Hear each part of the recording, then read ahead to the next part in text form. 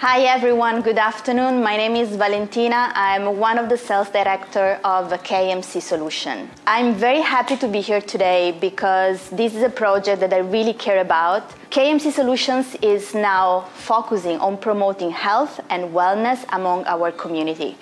We really think that if we are able to make smart choices when it comes to food and exercise, our life can improve and our work performance will improve. So I am one of the sales director of the company, but I'm also a certified fitness trainer, and I'm very passionate about this topic. We are working on a very exciting project that I'm honored to be leading together with our team, where we are going to have different sessions where we are going to talk about different topics related to health and fitness with different experts in the fields. So today is going to be more about basic nutrition.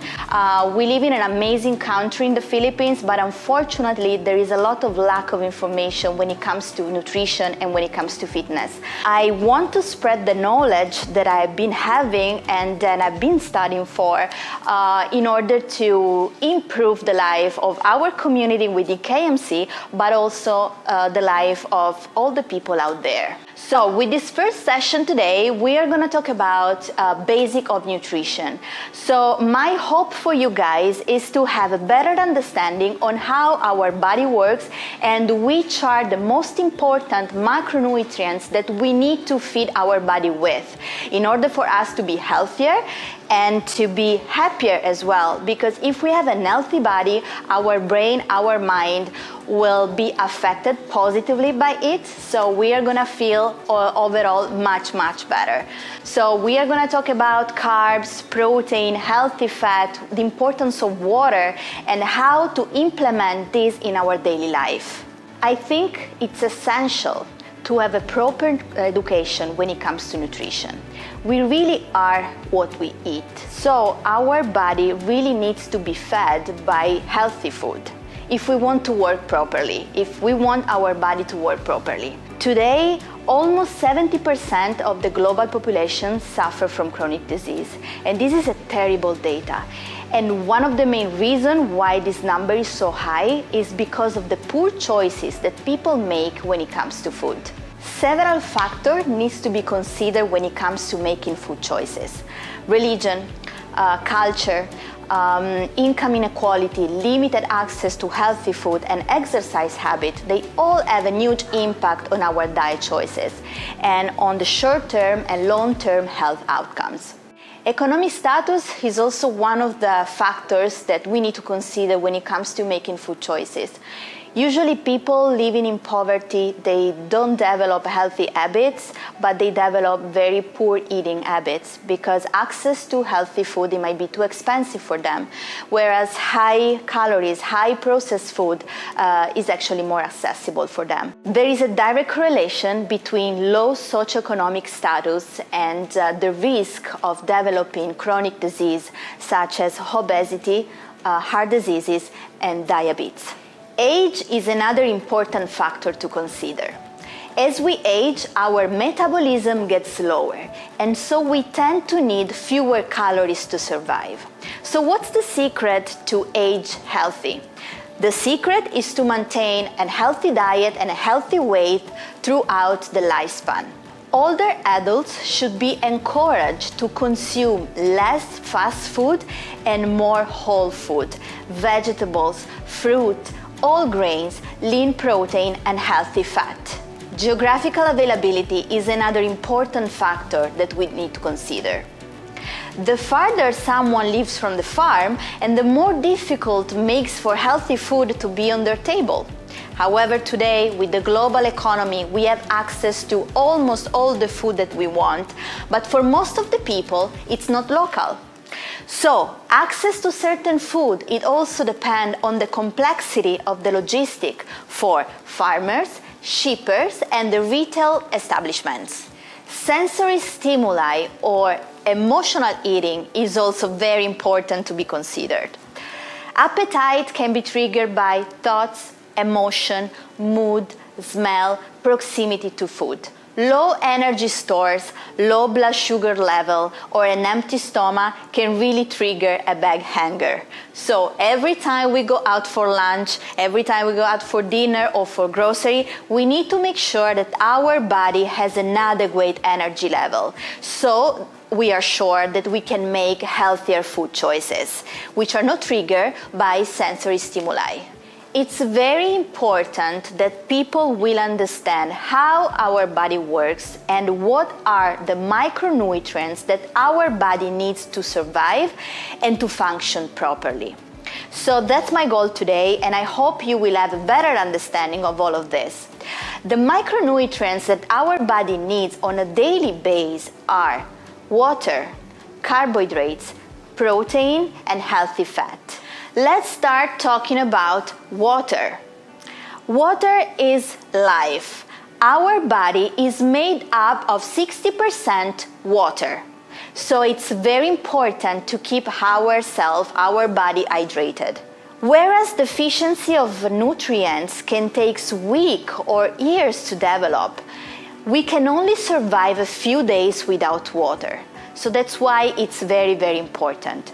A sedentary man should drink at least 3 liters of water every day, whereas a sedentary woman should drink 2.2 liters a day.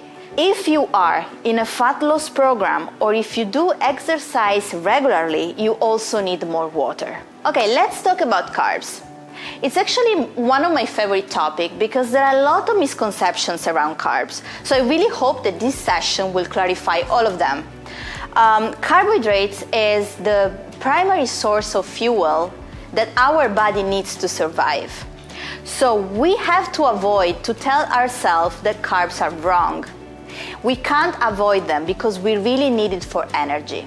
There are two different kinds of carbs. There are sugars and there are starches. Sugars come from sweets, milk, and fruit. And starches come from vegetables, whole grain, rice. As mentioned, carbs are the main source of energy. All carbs are plant-derived. Carbs don't make us fat. It's the size portion that makes the difference. So in the Philippines, people eat rice. It's not that they have to avoid rice to lose weight, but they have to regulate the portion. Now, sometimes I hear saying that eating healthy is expensive. But I can tell you that there are some budget-friendly food that you can find in the Philippines which are very healthy. Like for example, if we talk about carbs, you can eat rice, pasta, potatoes, sweet potatoes, vegetables. Vegetables is also part of a carb because, as I said, it's plant-derived. Let's talk now about protein. Protein is the most important micronutrient. However, it's still very overlooked. It's not the primary source of fuel like carbs and fat, but it's literally what makes us human. Our bones, muscles, hormones, cells, they are all derived from protein. So it's very important to keep an adequate intake of protein in our daily life, especially as we age, because as we age, we tend to lose muscle, and muscle is very healthy. So, especially for older adults, we need to make sure that they consume a very high calories coming from protein. Let's talk about fat now. Fat is one of the 3 micronutrients of the human body, and it's very important for our survival. It's one of the major sources of fuel together with carbs, and is also very important to metabolize the vitamins in our body. It's good to have an adequate intake of healthy fat because it's good for the heart and for the overall well-being of the human body. There are 2 types of fat. We have unsaturated fat and saturated fat.